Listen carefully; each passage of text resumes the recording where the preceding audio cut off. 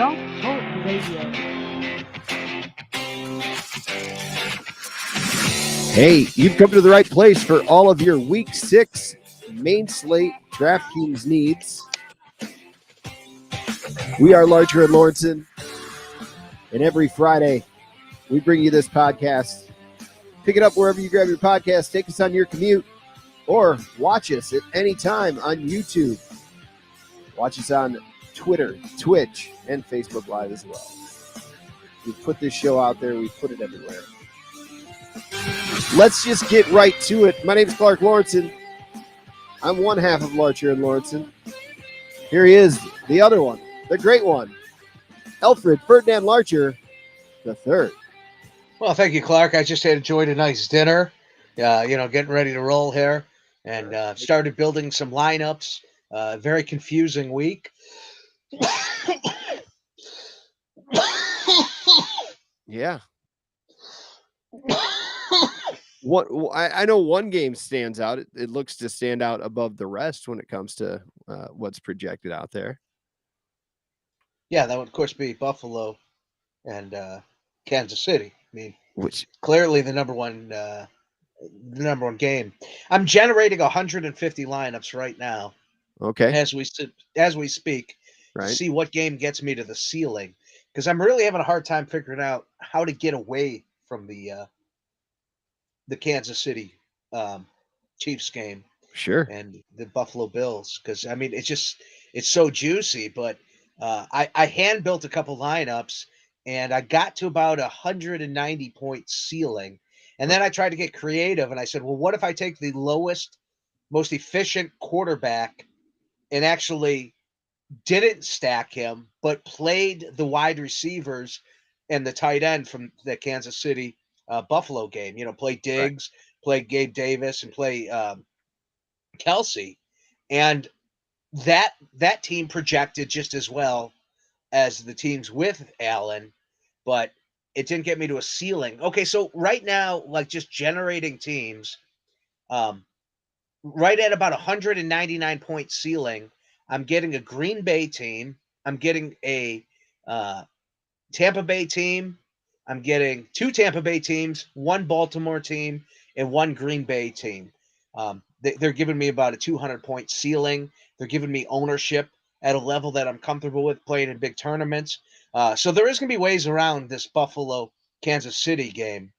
The Tampa Bay team that had the highest projection for me was a Tampa Bay stack with Tom Brady, Mike Evans, and Cade Otton, the tight end, who we told you about last week, and ended up putting up at 12 points at next to nothing as far as cost. He's 29 this week. I'm not 100% if the other tight end is returning for Tampa Bay. I think it's that Cameron Brate. So that's something to monitor. This team might not even be playable, but this team gives me Diggs in the flex, the Vikings and defense, DK Metcalf, George Pickens, Mike Evans, Eno Benjamin, who's probably going to be the punt this week. You're going to see him in a lot of lineups, and even more so, Benjamin's only projecting at about 7% ownership right now. But if we get word that Connor sits, that's going to skyrocket to about 30.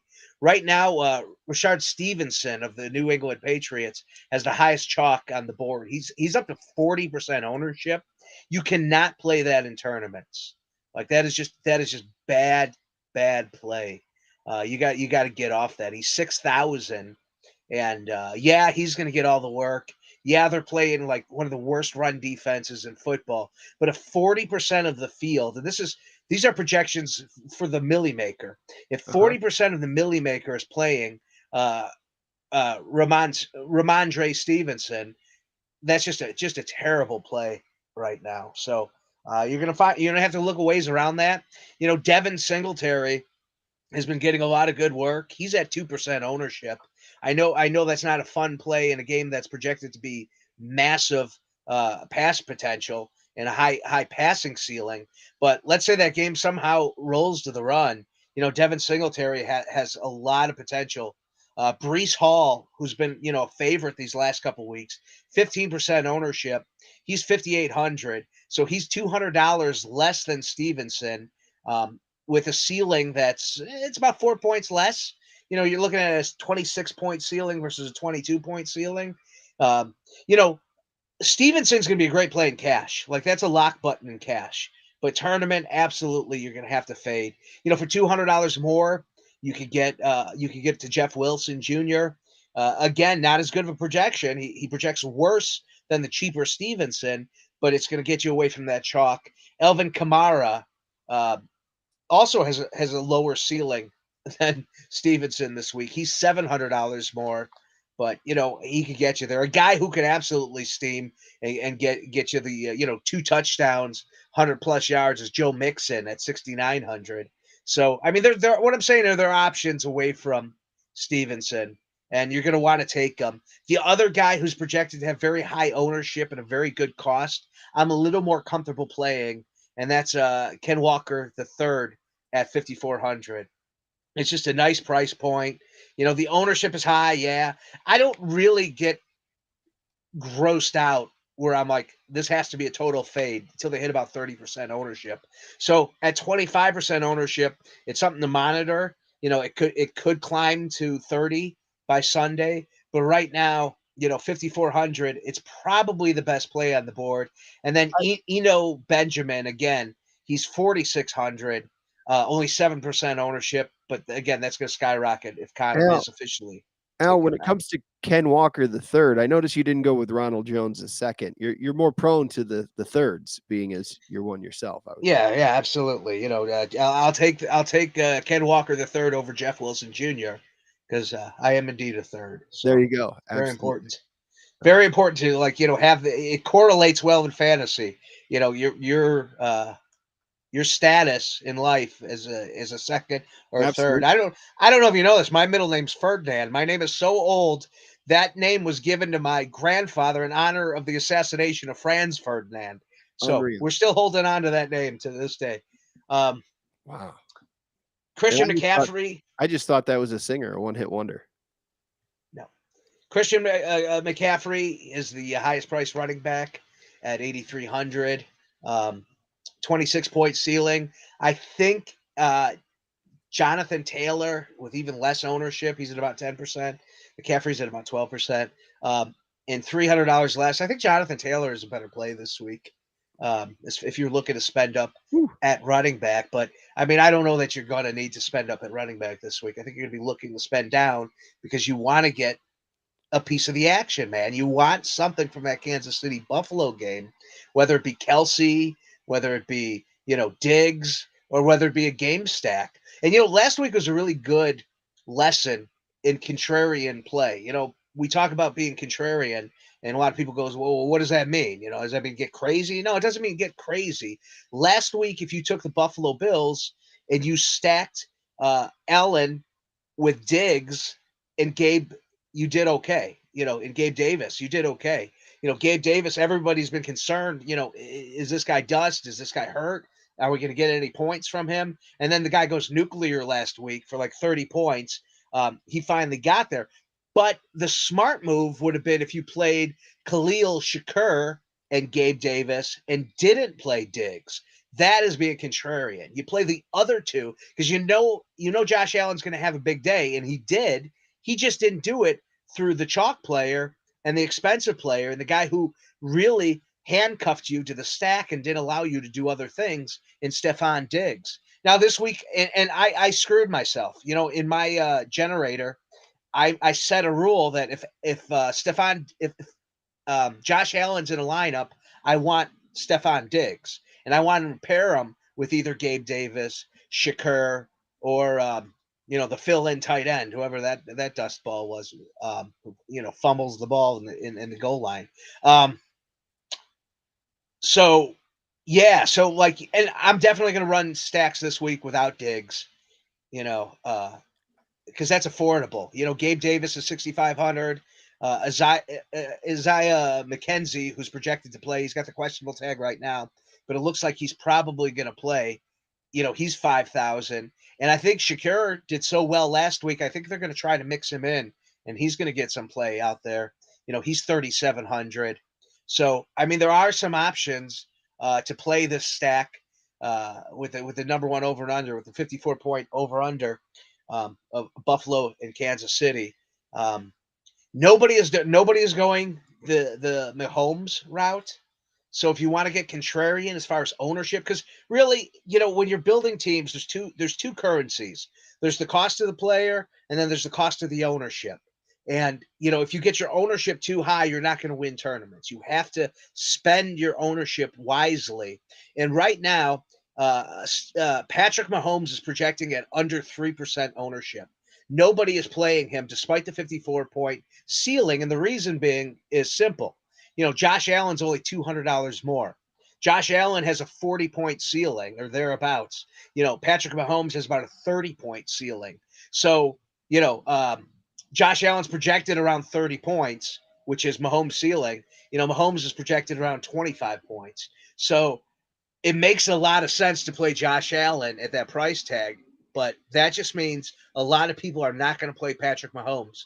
And we're still talking about Patrick Mahomes. We're still talking about one of the best quarterbacks in the league. It's true he doesn't have Hill, but he still has Kelsey, and he still has ways. He still has Andy Reid out there. The old the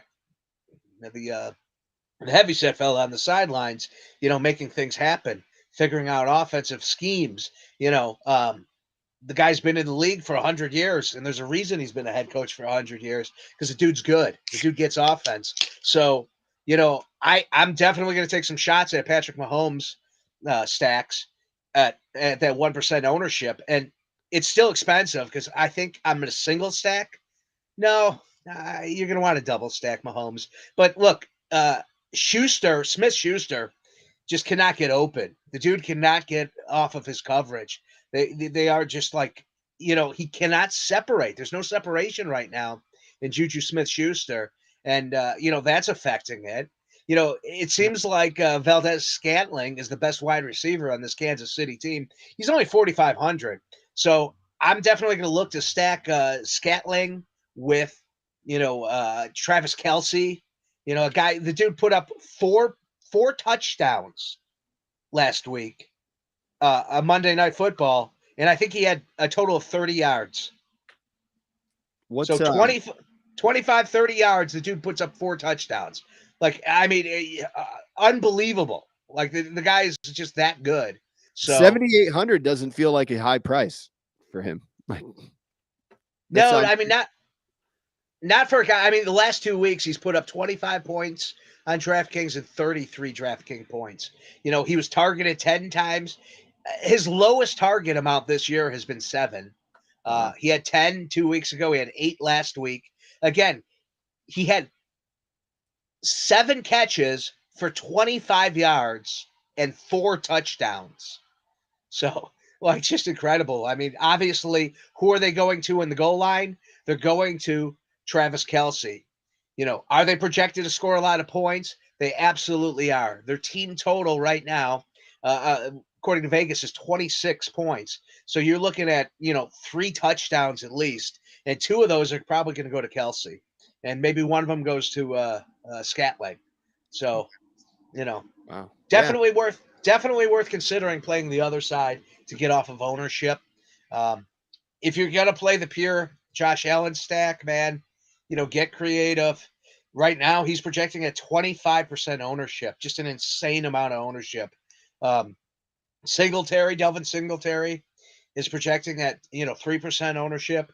That might be a guy you might want to consider putting in that stack just to kind of be different, to be contrarian to the field. Gabe Davis has under 5% projected ownership right now. I can't see that being the case. I don't know why that is. That doesn't seem right to me. Matter of fact, let me switch. Let me switch sources. I'm with you on that. Al, was that a we heard it open earlier here a few minutes back in the show? Is that a Cherry Coke Zero? It is, yeah. Wow. Good eye. Just caught part of the logo. Yeah, just caught part of the can. I got a couple of those. It's fine, bro, man. Bro. I don't want to give sponsorship for free or anything. Nobody's playing Shakur. I mean, there's a chance Shakur gets you 0 points and he barely plays. But if he mixes in 3,700, it's cost saving potential. And the guy does have a, he could probably get you 12 points. I He mean, got I think his that's points last realistic. week. He got his points last week with Mckenzie out. With Mckenzie out, but it looks like Mckenzie's going to play. Now, Right. Mckenzie doesn't play. I mean, Shakira is a must play in the stack. I Justin. wonder what his Yep.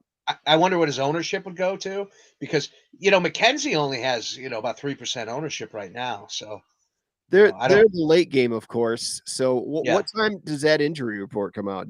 Do we get an idea before we put him down at noon? Not really, right? No, I would make it flex. I would make your lineups flexible to be able to pivot. Uh, to pivot some. If you get word late, because I think you should know by the time the 4 o'clock games start. I think you should know by 3:50, so you could hustle and make some changes before the game. But take your risk. Like, if you're playing this stack, Yep. take some low ownership long shots early, and if they hit, then stick with this chalk. If they don't hit, then well, you're screwed. But Okay. it's just something. It's something to look at. Um, but yeah, so I mean that this is clearly the game to play in cash. Um, but in tournament, it's probably a game you're going to want to cut your ownership down on. Like, if the field's going 25% on this game, I'm probably going 12 at the most. I'm probably setting a firm, 12%, and I might even split that between Mahomes and Allen. So I might do 12 just on the game alone instead of 30, and doing like 15-15.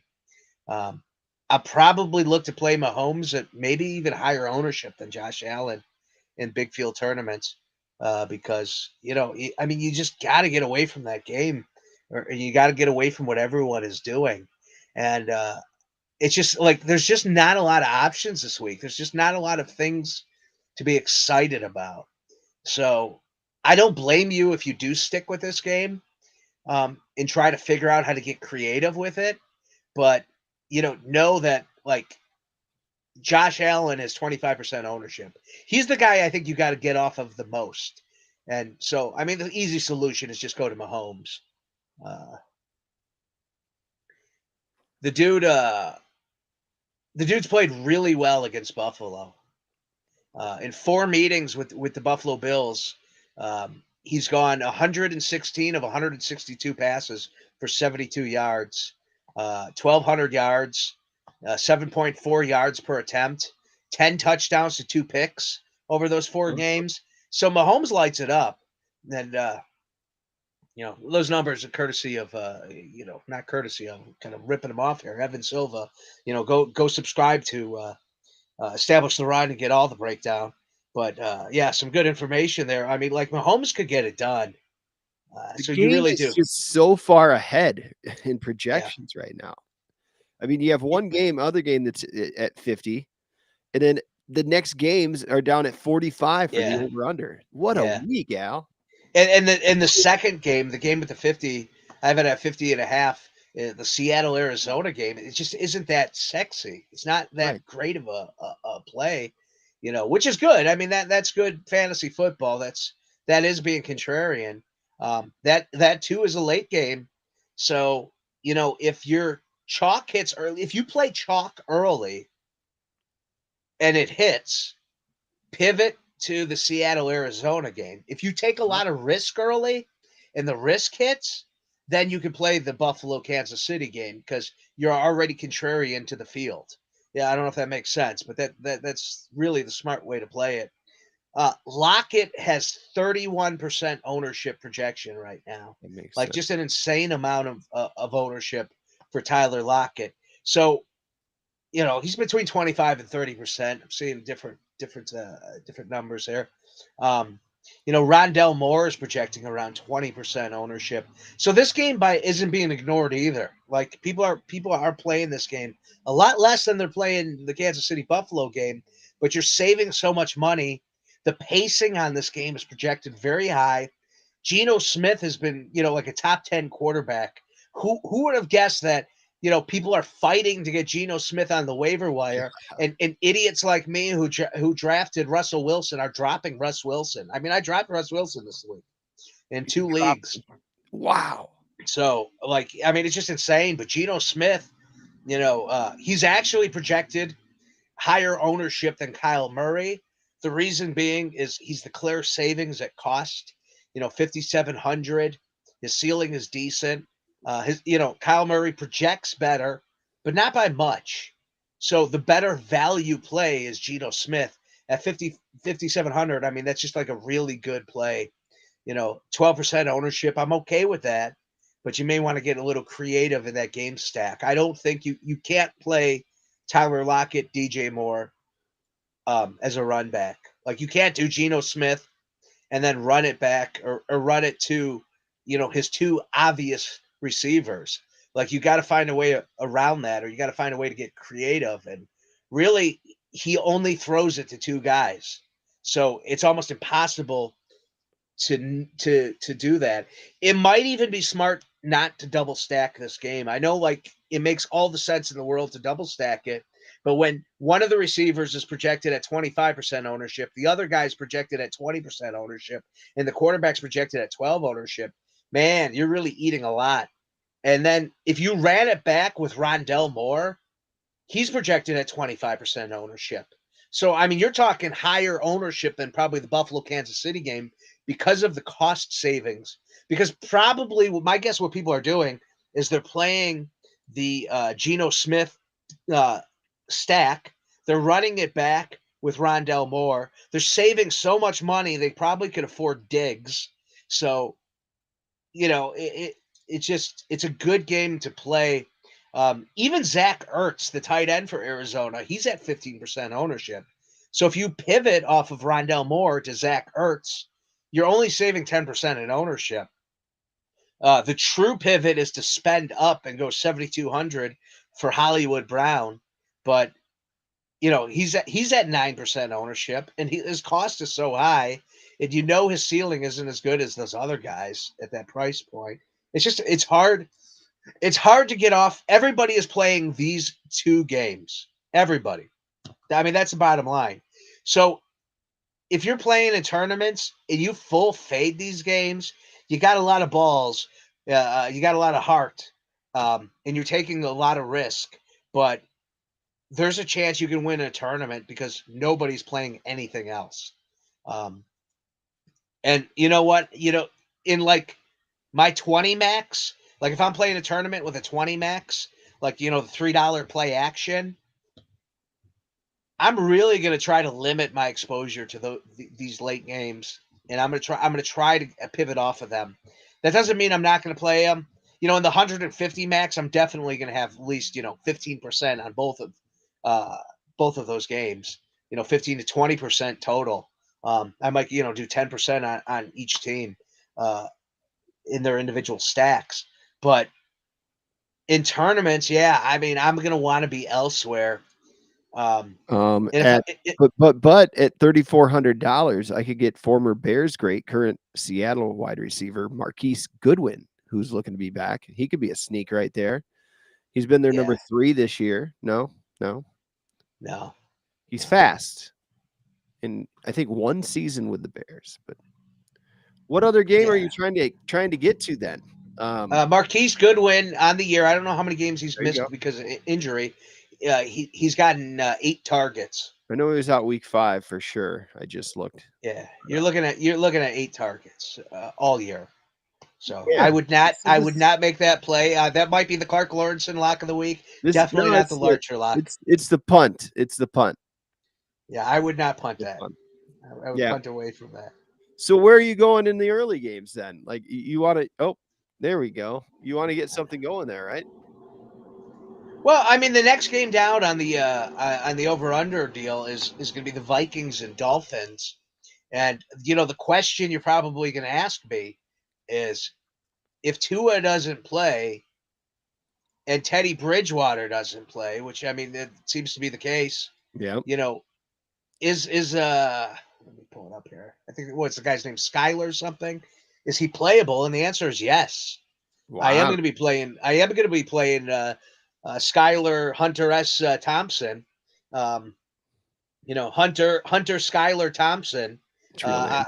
I'm gonna be playing him. I'm gonna be playing him. I mean, the Fields again. Skyler It's not the big game, so you're looking at about 3% ownership. Kirk Cousins 3% ownership. Both these guys. Kirk Cousins is $6,000. Hunter Skylar Thompson is $5,000. And Hunter S. Thompson said, live on the edge. What is that quote, Clark? You got the wrong guy for the quote there, my friend. My apologies. Are we getting there? Are you looking for it? Yeah, I'm going to pull it up here because I think it's relevant. It is very relevant to pull it up. This is for Skylar Thompson. Yeah, this is for the new start. Hunter S. Thompson. A lot of people don't know that the S in Skylar and the famous Hunter S. Thompson quote. There's no honest way to explain it because the only people who really know where it is are the ones who have gone over. The others, the living, are those who pushed their control as far as they felt they could handle it and then pulled back or slowed down and did whatever they had to do to make it time to choose between now and later. But the edge is still out there. This, my friend, is the edge. This is the Hunter S. Thompson edge, you're going to want to take in this gambling game. $5,000, $5K. He's going to give you a quarterback with a ceiling of 20 points. I think it's realistic he hits his ceiling. They have a really smart head coach. They know how to get the ball out. It looks like Tyreek Hill is going to play. He's probable. It looks like Jalen Waddle is going to play. He's probable. So you have these underneath guys, and then you have this Balder. You have this guy that you could run it back who might be the best wide receiver in football by the name of Justin Jefferson with a 30-point ceiling. So while all these other boners are playing, Diggs and Josh Allen, we're going the Hunter S. Thompson route. We're living on that edge. We might go over the edge, and you'll never hear from us again, but we're definitely going to play to that edge, and we're going to be playing some Thompson stacks. We're going to double it up with Tyreek Hill and Jalen Waddle, assuming they play, who, by the way, both those guys have under 5% ownership. Because, again, it's a void in ownership once you get past those two games because that game is a black hole. Those afternoon games are a black hole sucking all the ownership in. So this game gets you away from that. There's real ceiling in this game. And, why not? Let's live a little. There you go. I don't know what you would do, outside of Justin Jefferson. I mean, if you really wanted to punt, Irv Smith Jr., the tight end, does get some end zone looks. Adam Thielen still balls. No one likes playing the old man receiver, but Adam Thielen, especially in game stacks, if you were to go the Kirk Cousins route and, you didn't want to try the Hunter S. Thompson route, you could play Kirk Cousins. You could double stack Jefferson with Thielen or Jefferson with Irv Smith, run it back with Hill or Waddle, whoever you're more comfortable with. I probably lean towards Waddle. I really like what he's doing underneath, and the game plan is going to call for that. Not a sexy game by any means, but this definitely has potential to be a tournament winner. Skylar Thompson, 7th round rookie. Is he going to be able to push? Is he going to be able to push the Minnesota Vikings? I don't know. I'm willing to bet though that he can. So, the safer bet is definitely to play Cousins, but I'm definitely going to be playing some Skylar Thompson. I mean, can he put up points one way or another? That's what it is. He was fantastic in preseason, by the way. Okay. The guy balled in preseason. So, I'd take that for what it's worth. I think it's worth something. I don't think Hill or Waddle are 100%, so that's something to consider. I think they're about 80% if they do play. So you're not getting the full Hill Waddle treatment, and Miami does play. I believe at a little bit of a slower pace than you would expect. They seem like a game that would be a higher pace, but I don't think they actually are. I think they're kind of like middle of the road in pacing. So, yeah, I mean, this game could go. The Vikings could put up a lot of points early, and then it could just be a Delvin Cook game. And, there's risk here, is what I'm saying, obviously. But you're trying to find ways against the afternoon games. And, this is one of them. The next game that projects high is the Ravens and Giants. And another, again, one side is exciting and the other side isn't. That's the story of basically every game outside of the afternoon games, which makes this slate very frustrating. But you got to try to figure out, man, what game could blow up, and this has potential. Danny Dimes can get the job done. I don't know who to stack him with. I was looking at stacking him with Hill and Kelsey and not playing any Giants wide receivers and just rolling with him as my quarterback instead of those other two. I was experimenting with that, but the ceiling was pretty much the same as playing Josh Allen. So even with the savings, I wasn't getting there, and I was still too high in that game. So, yeah, like I Danny Dimes actually projects pretty well to be a really good kind of play. 5,200. He's the second cheapest quarterback. He's $200 more than Skylar Thomas, and his ceiling's a lot better. His floor's a lot better. He is going to catch a little bit of ownership. Both him and Lamar Jackson are looking at about the 7% ownership, which is just way too low. Lamar Jackson scares me a little bit at 8,100 because again you're looking at Josh Allen at 8,200 and Mahomes at 8. So he's priced as good as those guys, but his ceiling, it's actually better than Mahomes. I mean, he is a better play than Mahomes, but Mahomes has no ceiling either. So, I'm sorry, has no ownership either. So they're both decent plays. But if you're going to play a game stack, you're definitely going to want to go to the guy. I mean, it's pretty easy when it comes to the Ravens. Another exciting thing about this is the receivers for the game stack. Obviously, Mark Andrews is the go-to. The guy's the best tight end in football right now. He's taken the crown off of Kelsey, and I don't know if he's looking back. Kelsey's catching up a little bit with those 4 touchdowns on Monday night, but Mark Andrews is clearly just an absolute stud at the tight end position. He's 7K. So he's less than Kelsey. He's a better player right now than Kelsey is, statistically, data-wise. But, Kelsey, I think they're both very good players. So I'm not saying one's better than the other. But, he put up 22 Draft King points. He did in weeks 2 and 3. He put up 28 points in both of those games. He got 10 targets last week. 5 was the outlier. He had that in week 4, and then he did 13 and 11. So the dude's getting the targets. He's nearing 100 yards almost every game. He's scored in 3 of the 5 games thus far.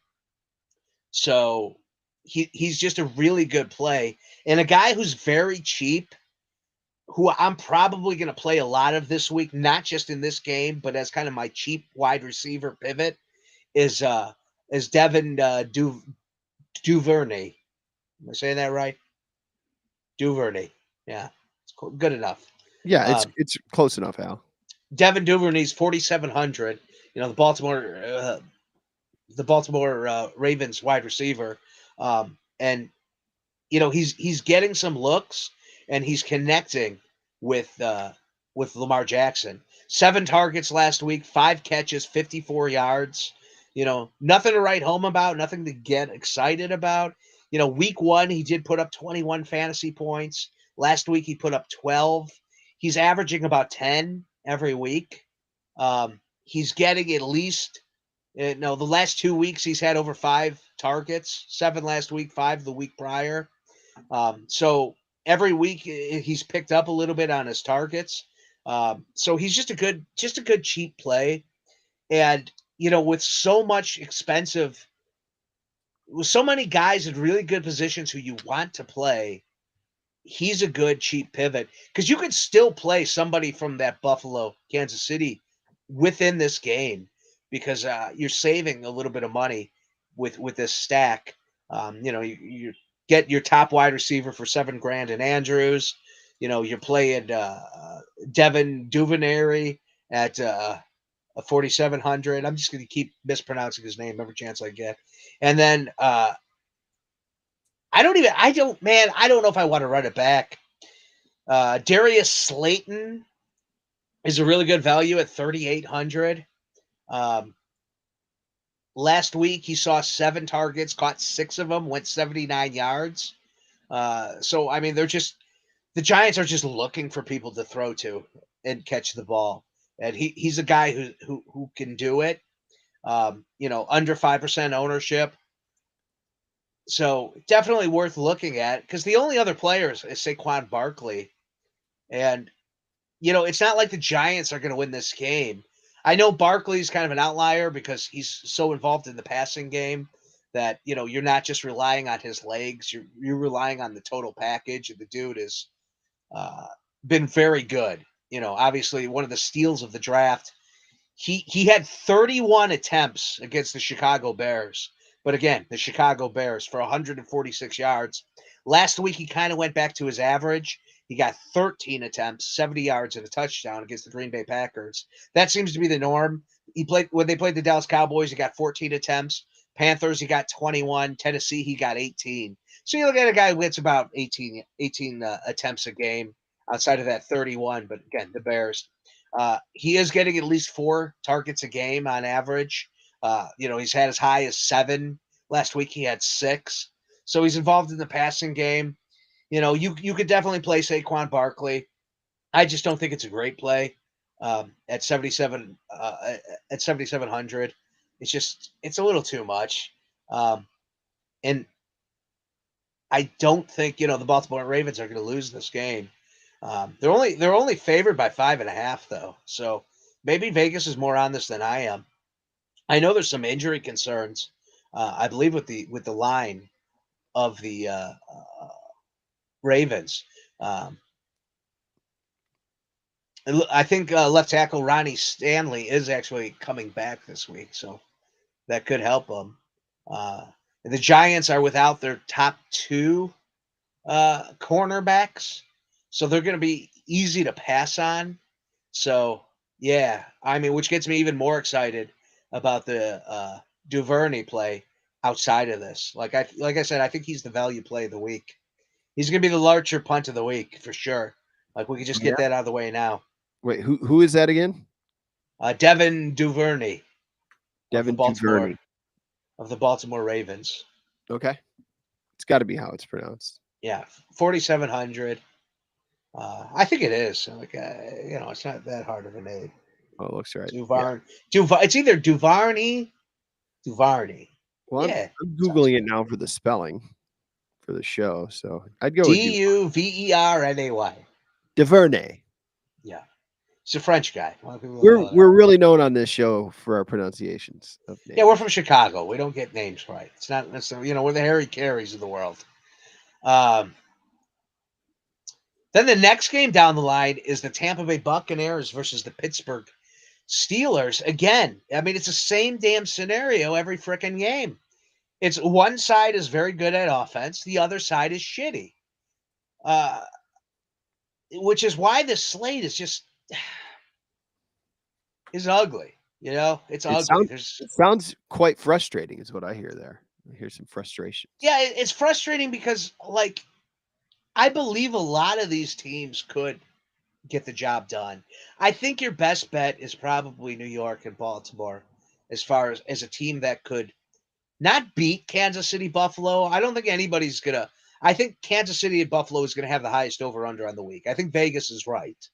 But I think you could get a lot of good production fantasy-wise outside of that game. And I think, like, Miami, Minnesota, yeah, like that game that game has potential, and we talked about it.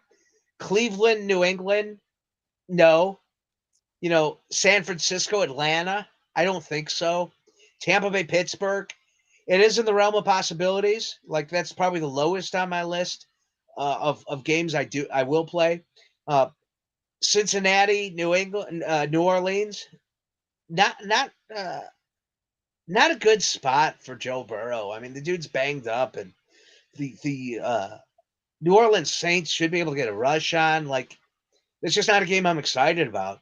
Baltimore and the New York Giants, I keep coming back to as a game I'm excited about, as the game that has potential to put up enough fantasy points to get you to compete while playing pieces of that Kansas City, Buffalo, Seattle, Arizona games. Because, don't forget, you're not ignoring those games if you're not playing the game stacks. You're just moving in a different direction while just grabbing the pieces you like from it. Green Bay versus the New York Jets. I can't really see, you know, the Jets pushing the Packers, and the Packers aren't very good. So I'm more excited about, when I'm more excited about the running backs in a game than I am the wide receivers and the pass catchers, that's generally a game I'm not going to want to play in a stack, and I like Aaron Jones and I like Breece Hall. Breece Hall, very good play this week at 5,800. Um, and he's not too chalky yet. So, yeah, I mean, that's a game I'm going to look to attack through the ground. Same thing with the Colts and the Jaguars. Like, I don't want to play either, Trevor Lawrence or then Ryan is just dust. I mean, the dude's done. He Wow. can't Yeah. he can't get. It's just not going to happen. Alec Pierce, by the way, in that game, 4,300. That's a good punt as well. Um, I'm sticking with the other guy with Devin as my punt of the week, but Alex Pierce is in contention. So yeah, I mean, this is another game. I like Jonathan Taylor, and that's about it. So and then the other late game is the LA Rams and the Carolina Panthers. The Carolina Panthers just fired their head coach. Usually when that happens, they just kind of turn to the run that first week out, and so they're probably just going to feed the ball to McCaffrey. Uh, I feel like the Rams are pretty good against the run. The Rams have a pretty solid defense. So I'm not excited about any Carolina players, including McCaffrey. And then the Rams themselves haven't looked that great on offense. It's like Cooper Kupp, and that's about it. Allen Robinson, you're not going to trust. Yeah, Higbee is a good play, but very predictable there. Uh, yeah, the Rams have been really bad against the pass. They got it together last week against the Dallas Cowboys, but they were giving up a lot of passing yards to the 49ers, Arizona Cardinals, the Falcons. Oh, they gave up 63 fantasy points to the wide receiver position against the Bills. I mean, obviously, it's the Bills. They're very good against the tight end. So not that you were considering playing the Carolina tight end. Can't even think Right. of the guy's name. It's like Greg funny Olson. name. No. He's long retired. He's in Okay. the booth now. Okay. Yeah. So I mean, like, it's either Arizona, Seattle, Buffalo, Kansas City, Baltimore, New York, Yep. Tampa Bay, Pittsburgh, or Minnesota, Miami. Those are the only games worth stacking this week. Everything else is kind of garbage. I probably will take a shot at a Joe Burrow stack because I'm a sucker and he Okay. loses me money every week. Yep. But Might as outside of well. that, yeah, those are the teams I'm playing. So Well, let's look. it's a good thing the Bears were out of the main slate this week. Yeah, you know what? I would have played. In there. What's that? I played a lot of Justin Fields last week, and it was a smart play. It was. Yeah, it was. Yeah, because you Nice. got to remember their cost is so low that he puts up 20 fantasy points. He's 4xing his price point, Yep. which is pretty damn good. You don't forget, like, just because Josh Allen puts up 40 points doesn't mean he's a great play because his price is so high. You need the points to justify the cost. Now, he actually is a great play, and he almost always justifies, his price tag. But, when a guy's 8,200, 8, 16, 24, I mean, you have to get to 30 points for him to have, value. Now, Right. he's projected to put up 30 points, and his ceiling is 40 points. So which he hit last week. He put up 40 points. But, 2 weeks ago against the Baltimore Ravens, he put up 24 points. I mean, it was his worst game of the year. He's put up 30 points in every game this year, except that one game where he put up 24 points. It's unlikely that happens in this game. I mean, this game it's just so open for that over under to hit and for him to have a fantastic day. But 8,200, he has to have that great day, and again, he will. So Tom Brady projects exactly the same as Patrick Mahomes. He's projecting for around 20 to 22 points. His ceiling is somewhere between 28 and 32. Both those guys are the same. Patrick Mahomes does have zero ownership. Tom Brady's looking at about 10% ownership. Tom Brady is 6,300. Patrick Mahomes is $8,000. So Tom Brady, this is another week. I mean, it was the same last week where it's a good spot. He's got his receivers are going to be back this week.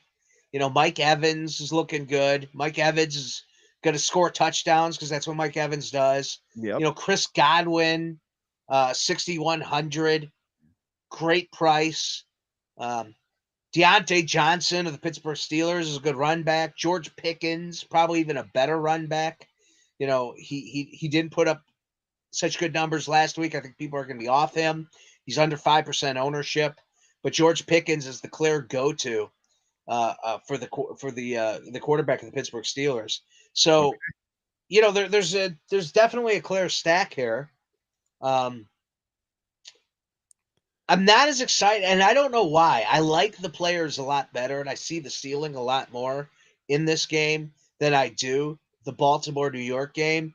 But for some reason, I'm just not as excited about this game. But I think it's just because I get burnt so often playing Tom Brady and the Brady stack. It never goes the way I want. You play Mike Evans, you play Godwin, you play Brady, and suddenly, the tight end goes off. Right. Cade Opton, if he is starting this week, he's gonna be another great play. He's 2,900 again, very cheap. If he gets you the 12 points, you're in the money. You pair him with Godwin, and you have two really good wide receiver or Tom Brady correlated players. For $7,000, $8,000, or you play Mike Evans. Whatever you want to do there, but there's options. There are options in this game. The question is, can Pittsburgh push the Tampa Bay Buccaneers, or are they just going to lay dead in the water? I mean, there's a chance, the Tampa Bay defense just shuts down Pittsburgh. Pittsburgh's only projected at 17 points, 17 and a half. So 2 touchdowns. It's just hard to get excited about the run back, but one of these games is going to shoot out, and this game has that potential to be that game. I'm still putting my money on the New York game, but this does have the potential to get it done as well. And I accidentally closed my thing here. All right, there we go. Yeah, so that's kind of it. Maybe we'll look a little bit at positions. Yeah, go ahead, Clark. Do you have a sneaky stack of the week? Like if you had to pick one out this week, last week that was a thing of yours. It's gonna be the Hunter S. Thompson. Okay. Yep.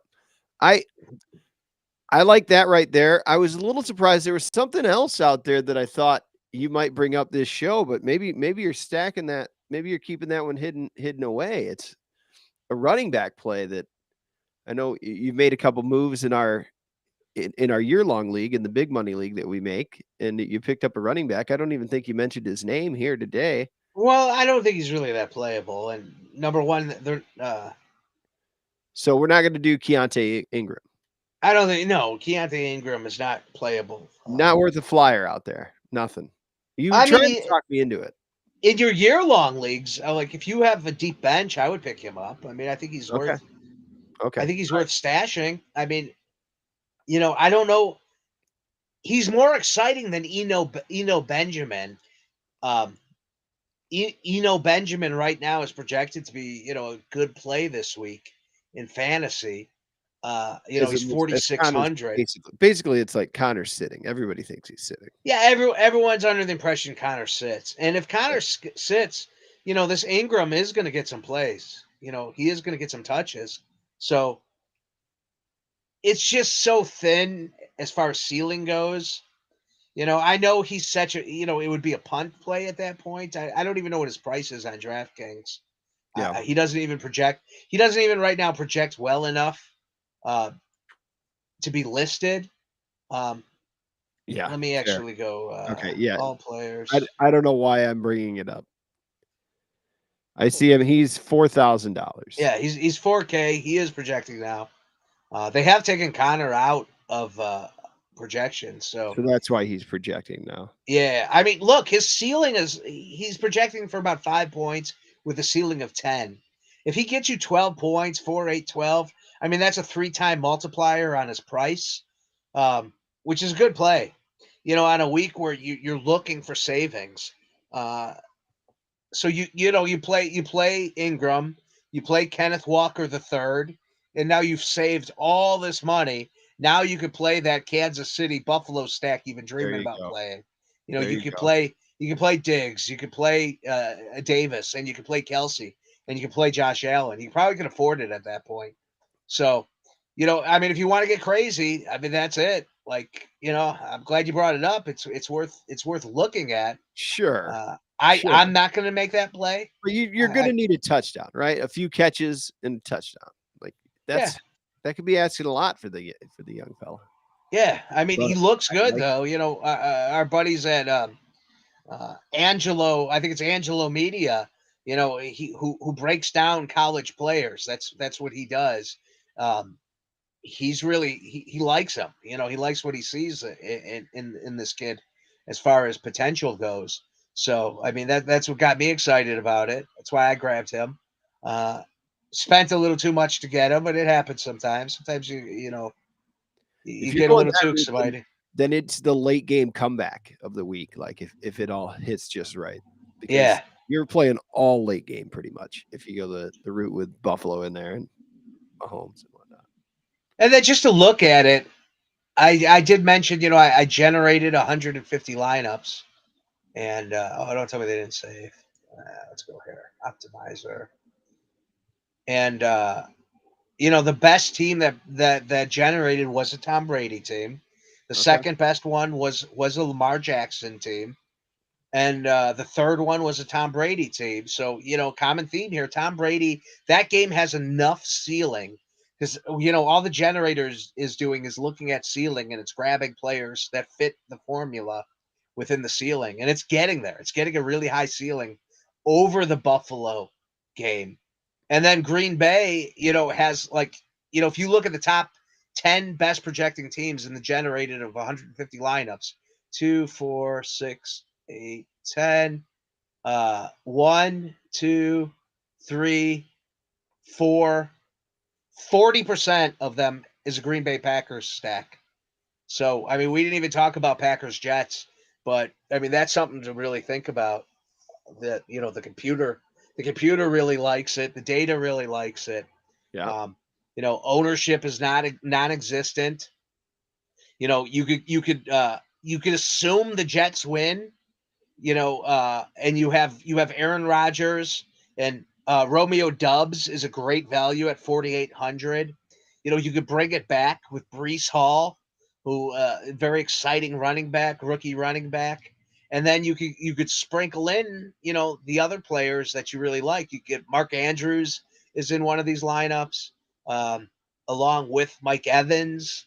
So yeah, it's playing a lot of like the optimizer is playing Breece Hall and AJ Dillon in basically every one of these. Which is a stack I wouldn't do that. Like I would play the two running backs from the same game. But here's a good one. It's Aaron Rodgers stacked with Allen Lazard and AJ Dillon. It's run back with Breece Hall. So again, it goes back to Breece Hall and playing two running backs from the same game. Yeah, I don't like that. So that's how it's getting there. So that's once I'm probably going to set a rule not to allow Breece Hall and A.J. Dillon in the same lineup. And then my guess is the projections will probably go down on that. But it's worth playing with. That's we didn't mention that game as one I liked, but it's definitely worth looking at. The Hunter S. Thompson teams are projecting Thompson. decent. Skylar Thompson. Yeah. Yep. The S is for Skylar, Clark. I know. Just if somebody just happened to pick up the show at this point, forgot the whole Hunter S. Skylar Thompson thing, then that's where we are. They get it. They're sharp, man. People listening to this show, they're winning money and they're smart players and they're smart people. Yeah. So they understand what's going on. They'll figure it out, man. They're well read in literature, in alternative literature. Yeah. It's like it's winding down the end of your night. It's the beginning of my day here in the morning, right? I'm about to have my coffee. And then I'm gonna head into work a little bit early today. Gonna ride the bike out down there at night, Al. You've been yawning through the show. I hope you have a good day.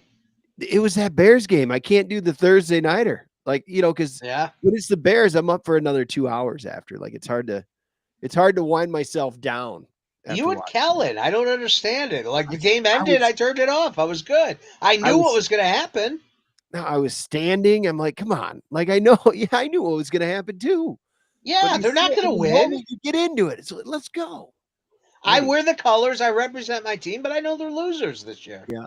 You just have to accept it. Yeah. Al, some more great insight here. My apologies on the yawning. It's been difficult. The coffee's going to kick in here. I understand it's first thing in the morning for you and it's 5:00 in the morning. So I don't take any offense to it like I normally would. There's a lot of snoozing this morning. The alarm goes off at 4 usually. It was about 4:20 when I got moving. I noticed it's 4:20 there too. So I woke up at 5:00 today and I hit the snooze till 5:30 and then I hit the snooze till 6. And I didn't get up till 6:30. So, I get it. Man, I can't wait. I'm going to listen to this show on my commute. I missed it the first time. So just looking real quick at really high chalk plays. And usually high chalk plays mean cash plays. Josh Allen, 25% ownership. Every other quarterback on the field is under 10% because he's steaming so high. So you're going to want to get away from Josh Allen in big tournaments. These are plays you should play in cash, but you should get away from in tournaments. Rashawn Stevenson, Rahamondre Stevenson. I don't know how to kick his damn name. He's at 40% ownership. And that's just poison, man. Get away from that. Play it in cash, but don't play it in tournaments. Walker, like I said, his ownership is about 20-25%. I'm okay with that right now. By the time Sunday rolls around, I might walk away from it, just because there's just a lot of ownership in things you got. If you think if you're eating the chalk on the Buffalo game, if you're eating the chalk on the big stack, because you think look, there's no way this game doesn't go off. There's no other game on this slate that comes close to it. So I am going to go balls in on Buffalo, Kansas City. Then you have to fade those running backs. You just have to, because that's what everyone's playing to make things work because of their cost. You're going to have to look at Eno Benjamin. You're going to have to look at there's just not a lot of running back plays this week either, man. Okay. That's Breece Hall. If you're playing that stack, you're probably not going to have money to get up to Christian McCaffrey, but he's a good pivot. Jonathan Taylor, maybe instead of playing Diggs, you play, one of these high-priced running backs and then just play the other pieces in that game. Play the Kelsey, play the Davis, play the Mckenzie, and then play, one of these high-priced running backs that a lot of people aren't going to play this week because they're going to try to cram in those wide receivers. The highest projected wide receiver is Tyler Lockett. That's probably going to be a cash play lock. The reason is he's 5,600. The dude is just too fucking cheap for this price point. He has a 30-point ceiling, and the dude's priced as a third wide receiver. So Draft Kings really screwed up this week, and they just underpriced him. So 31% ownership. I think that's realistic. He's almost too cheap to fade, but man, that ownership is just too damn high. Rondell Moore, 4,200, 25% ownership. That's an easy fade. Cheap wide receivers with really high projections are an instant fade. Don't even waste your time. Those guys have as much chance of failing as they do succeeding. So, as a matter of fact, they have a higher chance of reaching their floor than they do their ceiling. So don't go with the crowd. Go away from the crowd on that. Tyler Lockett, that's a harder play just because the value is so good. But I'll probably walk away from that as well. Those are the two right now projecting ownership wide receivers. Tight end, Tyler Higbee is at about 20% ownership. He's the highest projecting tight end, 4,600. Tight end, high projecting tight ends are very easy to fade. I think Higbee's a very easy fade. Hayden Hurst to the Cincinnati Bengals is a good pivot with half the ownership. You lose about 10% of that ownership. David Njoku has been balling lately. New England is good at shutting down the best player on the field, and Njoku might be the best pass catcher for Cleveland. So I think Bill Belichick may scheme him out of the game. Under 10% ownership, Kyle Pitts, he's questionable. It looks like he's going to play. The guy has the potential, man. You say it week in, week out. Everyone writes him off, but he's 4,200. He's cheaper than Tyler Higbee. He has a lot better potential than Tyler Higbee. He's a better football player than Tyler Higbee. He's going to get more opportunity than Tyler Higbee, and he's only 6% ownership. So clear pivot is Kyle Pivot off of Higbee, and that's it. I don't talk defenses. No, that's great. Well done. That's what else? Just we're gonna do another show Tuesday night. We do our Sports Addict Chicago podcast. 6:30 Chicago time. Yep. Al, thanks for the great insights this week. I got a bowl of walnut ice cream waiting for me. Excited. I didn't report earlier, but you helped me win about $150 last week.